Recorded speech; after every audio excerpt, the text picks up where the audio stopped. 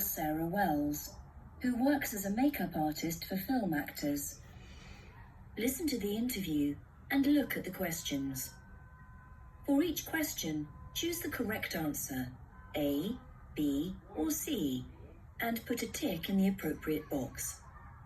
You will hear the interview twice. Welcome to today's program. I'll be talking to Sarah Wells, who does makeup for actors on film sets. Sarah, what made you decide to go into this work? Makeup's something that's fascinated me since I was small. It started when I saw a factual TV program about how a popular horror film was made. I knew nothing about makeup artistry, and I wasn't particularly fond of horror movies, but I was genuinely intrigued by the impact that the makeup artists were able to create. I remember telling my grandma I wanted to be one when I grew up. So what do you particularly like about your profession? It's a wonderful career. For some of my colleagues, the attraction lies in knowing you have a key role in a team. For me, it's the satisfaction of using brushes, paints and powders and applying the various types of makeup. It's very rewarding to come up with original makeup designs and then watch my work come to life as they shoot the film.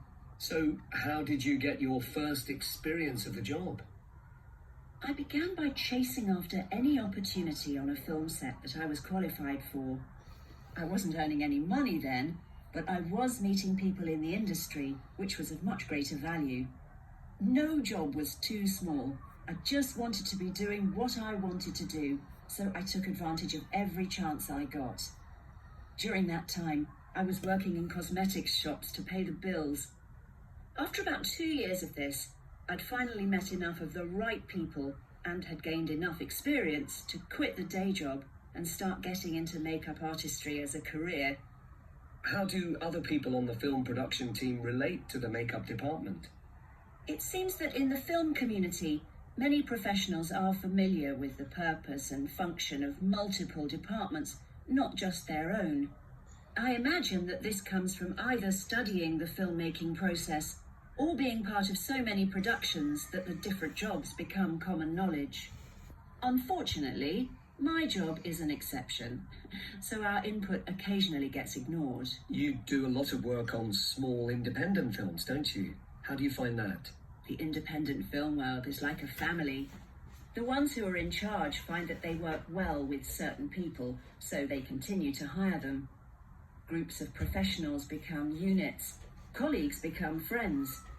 Some people complain that that makes it a hard world to break into, but it's very supportive once you're in there. The budgets are smaller, and that can be a challenge, but that's a plus in my opinion. Tell us about preparing for filming.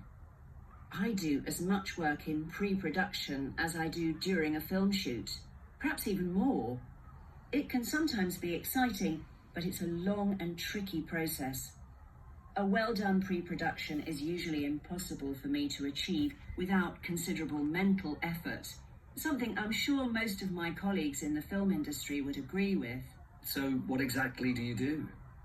Most of what I do needs to be organised before filming begins. For a feature film, I do lots before I meet the cast.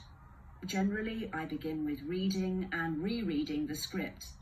I have to identify and familiarise myself with the details of every character, as that'll affect who else I need to employ on my team.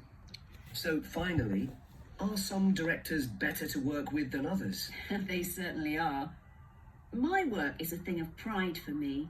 I want to create my own new and interesting work for each film. I don't want to redo something someone else has already done. I want a two-way relationship, to respect and be respected. I don't want either to be told what to do or left to figure it out alone. And I like it when a director understands that. Sarah, it's been really interesting. Thank you for your time. Thank you.